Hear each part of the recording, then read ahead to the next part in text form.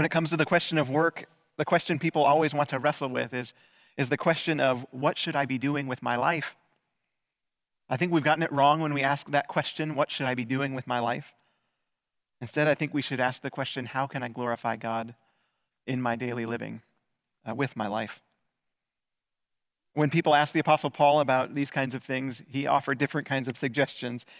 He invited parishioners to remember who they were. He invited parishioners to remember the calling that's been placed upon their life. Paul writes in the 6th chapter of Ephesians that we are to work hard, but not just to please your masters when they are watching. Instead, as slaves of Christ, we are to do the will of God with all our hearts, to work with enthusiasm as though you are working for the Lord rather than for people.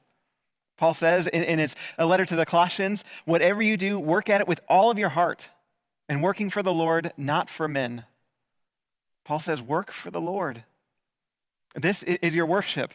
Work for the one who calls you to bear his image by working, by doing the things that God does, by loving others, always seeking to serve others, whether they're your coworkers, whether they're your clients, your staff, or strangers, whether you are employed or set aside, whether you are retired or resigned. God calls us to do these kinds of things, to work for the Lord, to glorify God by how it is that we love one another doing God's work everywhere it is that we go, so much so that we would be known for it, so that we would make God famous for it.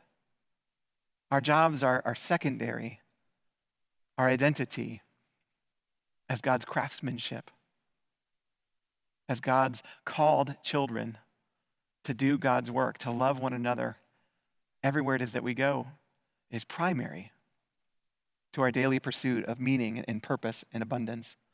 So I'm going to ask you once more, how are you known? What is your identity? How do people describe you? Do they know you by your job title or by something more?